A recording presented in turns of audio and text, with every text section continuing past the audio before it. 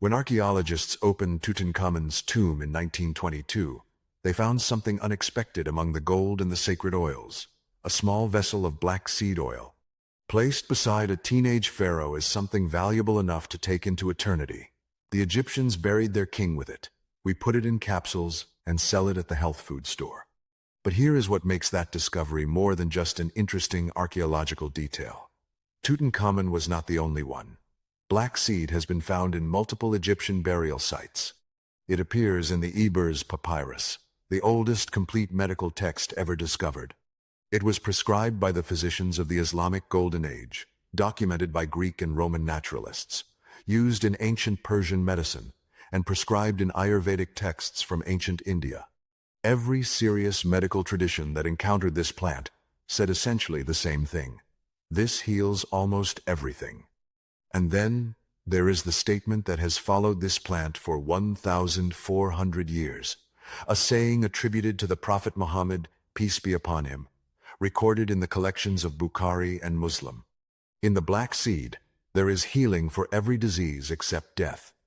For most of history, people treated that as a religious statement. Modern science is treating it as a research hypothesis, and the results are extraordinary. There are over 1,000 published peer-reviewed studies on black seed. Over 1,000. On a single plant. That is more published research attention than almost any other herb in the world. And what those studies keep finding is that the ancient claim was not exaggerated. It was accurate. This is the full story of black seed, where it came from, what ancient healers actually used it for, why every civilization that found it said the same things about it, and what modern science has now confirmed about a plant that has been healing people for 3,000 years. The first thing you need to understand about black seed is that it has an identity problem in the modern world. Most people who know about it as a supplement, something you buy in a health food store or order online, something that gets mentioned in wellness circles alongside a dozen other things that may or may not work, something that sits in a cabinet next to the turmeric capsules and the vitamin D and the fish oil. It has been packaged into the language of modern wellness, and in that packaging, something important has been lost. Black seed is not a wellness trend. It is one of the oldest documented medicines in the history of human civilization. Its botanical name is Nigella sativa. It is a small flowering plant, native to Southwest Asia and the Mediterranean, that produces tiny black seeds with a sharp, slightly bitter flavor. Those seeds and the oil pressed from them have been used as medicine for at least 3,000 years across civilizations that had no contact with each other. The ancient world did not discover black seed by accident. It was sought, traded, cultivated, and documented with the seriousness that serious healers gave to serious medicines. It was placed in the tombs of pharaohs. It was written into the most important medical texts of multiple civilizations. It was the subject of careful clinical observation by some of the most rigorous physicians in ancient history. When you understand that, the saying attributed to the Prophet Muhammad, peace be upon him, stops sounding like religious hyperbole and starts sounding like a summary of several thousand years of accumulated clinical observation, a cure for everything except death. That is not a miraculous claim. That is a description of a plant with a documented range of therapeutic applications so broad and so consistent across cultures that the people who worked with it struggled to find a condition it did not help. The story of black seed as medicine begins in ancient Egypt. And it begins not with a single discovery, but with a pattern of deliberate, repeated, intentional use that spans thousands of years of Egyptian civilization. Black seed has been found in Egyptian archaeological sites dating back to at least 1000 BC. But the most significant discovery, the one that tells us how seriously the Egyptians took this plant, is the vessel found in Tutankhamun's tomb. Tutankhamun died around 1323 BC. He was approximately 18 or 19 years old. His tomb was sealed and untouched for over 3,000 years. And when Howard Carter finally opened it in November 1922, among the extraordinary treasures he found was a small container of black seed oil. Think about what that means. The people who prepared the pharaoh's tomb were selecting items for his journey into the afterlife. Every object placed in that tomb was chosen with care and intention. They chose gold. They chose sacred ritual objects. They chose things considered essential, protective, and powerful. And they chose black seed oil, not because it was common, because it was considered among the most valuable and potent healing substances available to them. Black seed also appears in the Ebers Papyrus, the great Egyptian medical compendium written around 1550 BC, but containing knowledge accumulated over centuries before that.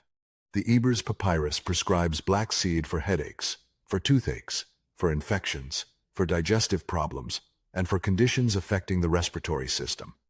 These are specific clinical prescriptions written by trained Egyptian physicians with centuries of accumulated clinical observation behind them. Egyptian physicians also used black seed oil extensively in external preparations, applied to the skin for inflammatory conditions, for infections, and as a component of preparations used to treat what they described as conditions of heat in the body. The Egyptians understood black seed as a cooling and purifying medicine, one that reduced excess heat, cleared infection, and restored balance to the body. This is a clinical framework that would be echoed by every subsequent civilization that worked with this plant. The fact that black seed appears in both tomb offerings and medical prescriptions tells you something important about how the Egyptians understood it. It was simultaneously sacred and clinical, both a medicine for the living and something valuable enough to accompany the dead. That dual status, as both practical medicine and sacred substance, follows black seed through every culture that encountered it. The single most famous statement ever made about black seed comes from the Islamic tradition, a saying attributed to the Prophet Muhammad, peace be upon him, recorded in the Sahih collections of both Bukhari and Muslim, the two most authoritative hadith collections in Sunni Islam. The Arabic text translates approximately as, "Use this black seed, for it contains healing for every disease except death." This saying has shaped how black seed has been understood and used across the Muslim world for 1,400 years. But to understand its full significance, you need to understand the medical context in which it appeared. The Islamic Golden Age, roughly from the 8th to the 14th century AD, produced some of the most sophisticated medical thinkers in human history. Physicians like Ibn Sina, known in the West as Avicenna, who wrote the Canon of Medicine, a systematic medical encyclopedia that became the standard medical reference across both the Islamic world and medieval Europe for several centuries. And Abu Bakr al-Razi, known as Rhazes, one of the greatest clinical physicians of the medieval period. These were not folk healers working from tradition. These were rigorous, systematic, empirical physicians who tested treatments, observed outcomes, and documented their findings with remarkable precision. And both Ibn Sina and al-Razi documented black seed extensively in their medical writings. Ibn Sina, in the Canon of Medicine, describes black seed as stimulating the body's natural energy, as beneficial for respiratory conditions, for digestive weakness, for parasites, and as a general tonic that strengthens the immune response. He prescribes it both internally as an oil and as a seed preparation, and externally as a topical treatment for skin conditions and inflammation. Al-Razi documented black seed for many of the same conditions and added specific observations about its effectiveness for respiratory infections and its ability to strengthen what he described as the vital force of the body, the capacity of the body to fight illness and maintain health. What is significant about these physicians is not just what they documented, but how they documented it. They were writing within a tradition of careful clinical observation that had been built and refined over centuries. When Ibn Sina prescribed black seed for respiratory conditions, he was not passing on a folk remedy. He was documenting a clinical finding that had been tested and observed by multiple generations of physicians before him. The prophetic saying in this context is not separate from the clinical evidence. It exists within a culture that was simultaneously deeply religious and deeply scientific. The same civilization that took prophetic medicine seriously produced Ibn Sina and al-Razi. The saying attributed to the Prophet, peace be upon him, was understood as pointing towards something real, something that centuries of clinical practice had confirmed and that serious physicians continued to document. While Egyptian physicians were placing black seed in pharaohs' tombs, and Islamic physicians were documenting its clinical applications in encyclopedic detail, Civilizations to the north and east were independently arriving at the same plant and the same conclusions. The ancient Greeks knew black seed as melantheon, meaning black flower, referring to the small black flowers of the Nigella sativa plant. Dioscorides, the Greek physician who traveled with the Roman army and wrote De Materia Medica, the most important Western herbal medical reference for over 1,500 years, documented black seed extensively. He prescribed it for headaches, for nasal congestion, for intestinal parasites, for toothache, and as a diuretic. He noted that it was effective when taken internally and when applied externally to the skin. Hippocrates, the father of Greek medicine, referenced black seed as a general tonic and digestive aid.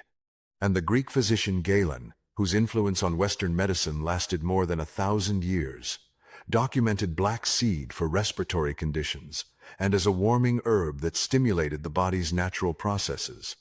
The Romans followed the Greek documentation closely. Pliny the Elder in his Natural History mentions black seed and notes its use for respiratory conditions, and as a flavoring added to food for its medicinal properties. Roman physicians prescribed it for the same broad range of conditions the Greeks had documented. But perhaps the most significant documentation outside of the Egyptian and Islamic traditions comes from ancient Persia. The great Persian physician Ibn Sina, whom we have already discussed, was himself Persian, and his documentation of black seed drew on a Persian medical tradition that predated his own work by centuries. Ancient Persian physicians classified black seed as a medicine of remarkable breadth, one that addressed conditions across multiple body systems simultaneously. The Persian concept of tib, traditional medicine, understood black seed as having what they called muliyin properties, meaning its softened hardness in the body, whether that hardness was inflammation, blockage, or stagnation. This concept maps remarkably well onto what modern research has identified as black seed's primary mechanisms: its ability to reduce inflammation, inhibit certain pathological processes, and support immune function. And independent of all of these traditions, ancient Indian Ayurvedic medicine documented black seed as Kalonji, a warming herb classified as having dipaniya properties, meaning it kindled the digestive fire, and as having antimicrobial and anti-inflammatory applications. Ancient Indian physicians prescribed it for respiratory conditions, for digestive weakness, for skin conditions, and as a general immune tonic. The same plant, the same properties, documented independently by Greek, Roman, Persian, Egyptian, Islamic, and Indian medical traditions across more than 2,000 years. Let us step back and look at the full picture. Ancient Egypt, Greece, Rome, Persia, the Islamic world, ancient India. 6 distinct medical traditions spanning 3,000 years of recorded history. 6 completely different languages, philosophies, and understandings of how the body works. And every single one of them independently arrived at the same plant and documented it for largely the same conditions: respiratory problems, digestive disorders, skin conditions and inflammation, parasites, headaches, general immune weakness, conditions of excess heat or infection in the body. This is the same pattern we see with garlic and with rosemary. Independent convergence. Healers working in complete isolation from each other, using completely different medical frameworks, all arriving at the same conclusion about the same plant. But what makes black seed unique is the scale of the claim. Every other herb has a specific range of well-documented applications. Rosemary was consistently documented for memory and circulation. Garlic was consistently documented for infection and cardiovascular health.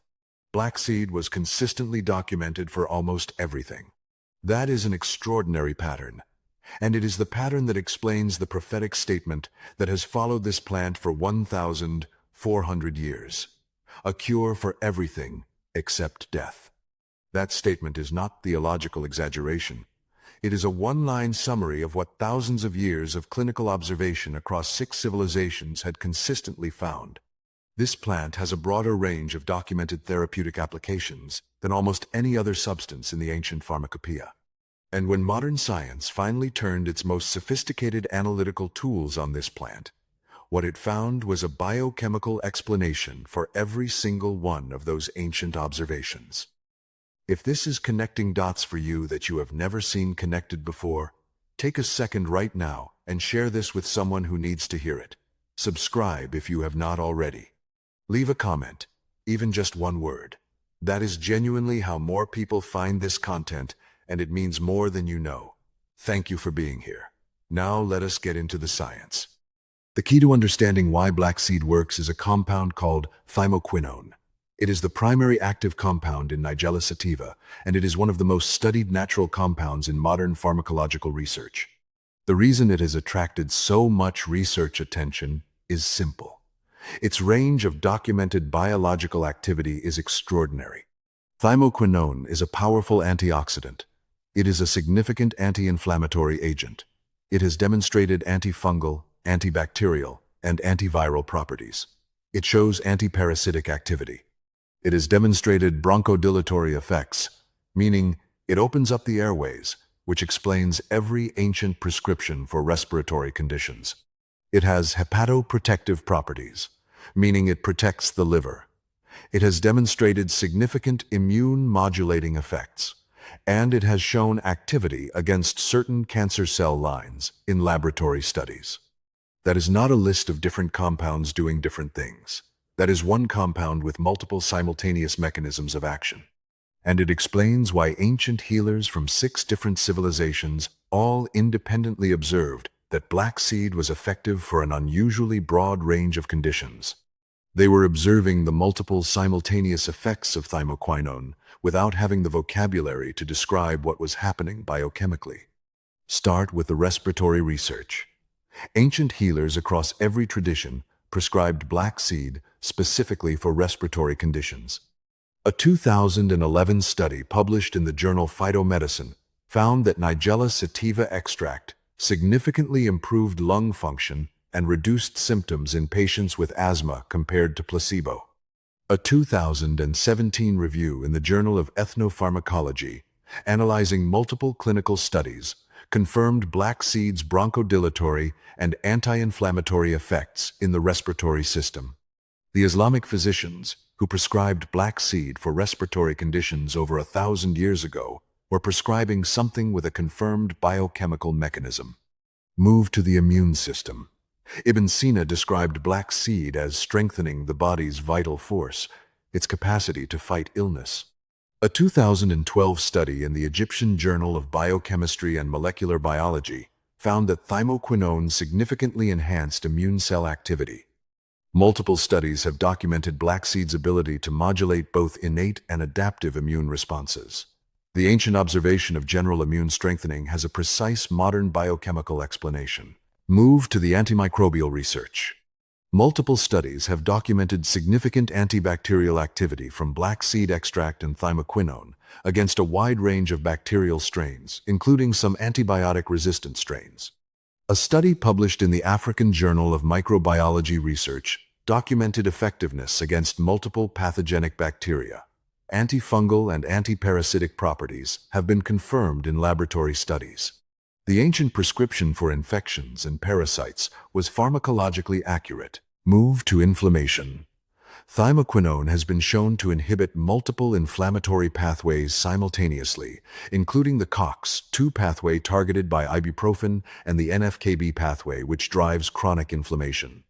A 2012 study published in the Journal of Endocrinology and Metabolism found significant reductions in inflammatory markers with black seed supplementation. Ancient prescriptions for conditions of heat and inflammation in the body were describing what we now recognize as the anti-inflammatory mechanisms of thymoquinone. Move to the cancer research. This area requires careful handling.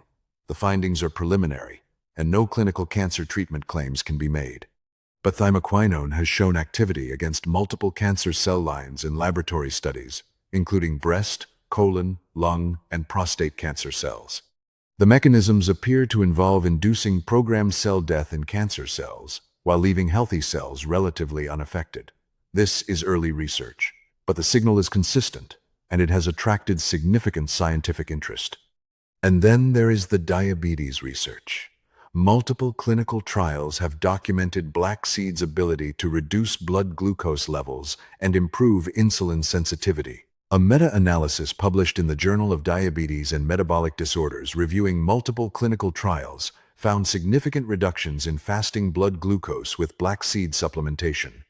This is a well-documented effect with a confirmed mechanism involving thymoquinone's impact on pancreatic beta cells and insulin signaling pathways. Over 1,000 published peer-reviewed studies on a single plant.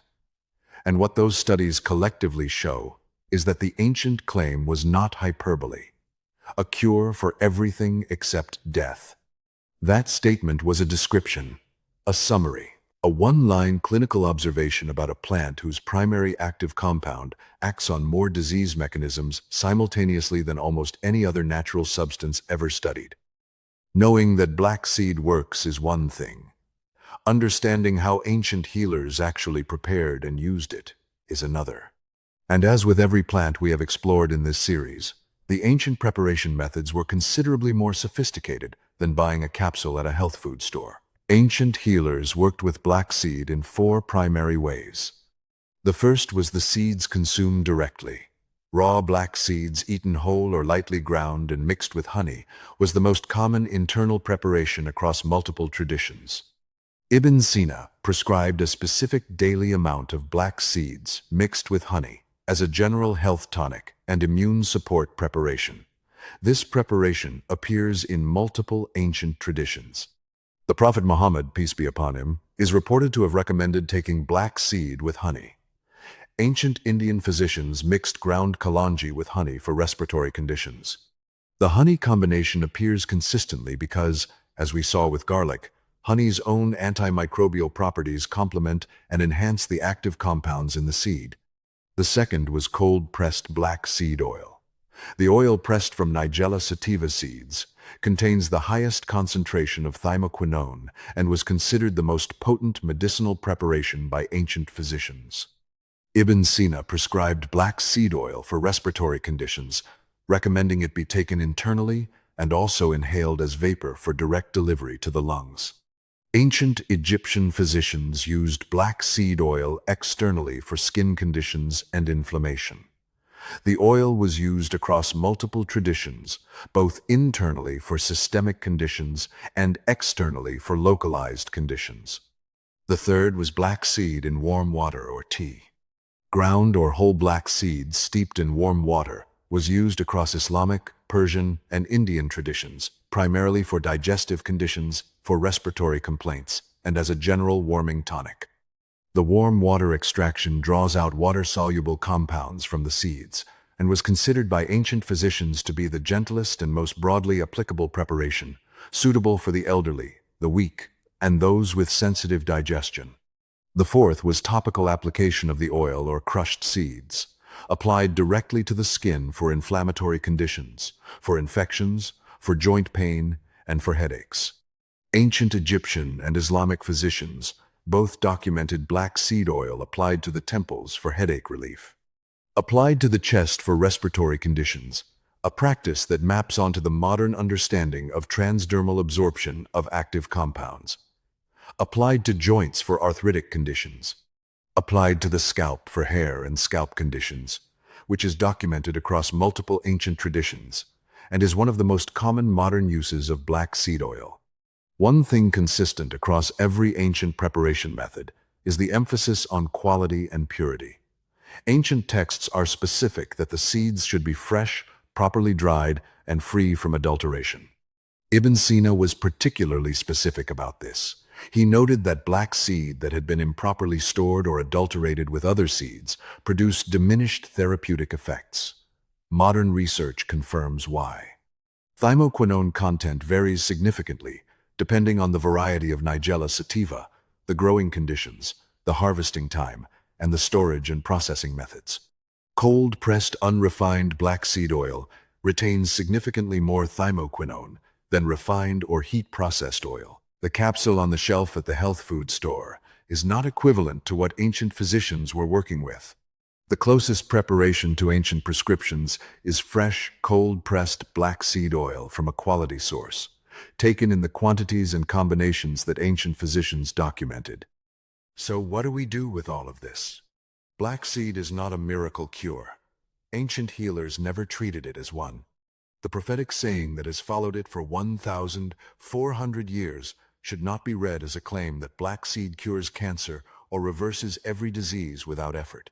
It should be read as what it is: a summary of 3,000 years of careful clinical observation, a shorthand for the documented fact that this plant has a broader range of therapeutic applications than almost any other substance ever examined by serious healers in the ancient world. Here are the three things that stay with me most from this story. The first is the convergence again. Egypt, Greece, Rome, Persia, the Islamic world, ancient India. 6 civilizations, 3,000 years, one plant, one consistent set of observations. The same breadth of application documented independently across traditions that had no contact with each other. That kind of convergence is not coincidence. It is signal. And the over 1,000 published studies on Nigella sativa are the modern world finally catching up to what the ancient world already knew. The second is the Tutankhamun detail. When you stand in the Egyptian Museum in Cairo, and you look at the treasures that were placed beside a teenage pharaoh for his journey into the afterlife, gold objects, sacred oils, ritual instruments, you are looking at the things that the most sophisticated civilization of the ancient world considered most valuable and most essential. They put black seed oil in that tomb. They considered it worthy of the same category as gold. And for 3,000 years after that tomb was sealed, healers across 6 civilizations kept independently arriving at the same conclusion about the same plant. There is something real here. The pharaohs' physicians knew it. The prophets' companions knew it. Ibn Sina knew it. Modern pharmacologists know it. The plant has not changed. Only our attention to it has. The third is the simplest and the most practical. Black seed is available. Right now, today, the seeds are in most spice markets. The cold-pressed oil is accessible and affordable. The ancient preparations: black seed with honey, black seed oil taken daily, black seed steeped in warm water. These are not complicated. They do not require a prescription or a specialist or an expensive protocol. They require the knowledge of what you are working with, and the consistency that ancient healers understood was essential to the plant's therapeutic effects. Ancient physicians did not take black seed once and expect results. They prescribed it consistently, over time, as part of a daily practice of supporting the body's natural capacity for health. That is how the ancient world understood medicine. Not as an intervention that fixes a problem, but as a daily practice that prevents problems from arising. Black seed was at the center of that practice for 3,000 years across 6 civilizations. The pharaoh took it to the afterlife. The prophet recommended it for this life, and modern science is explaining why both were right. If this opens something up for you, the best thing you can do is subscribe, leave a comment, and share this with someone who needs to hear it. That is genuinely how more people find this content. Please keep us in your prayers. God bless you.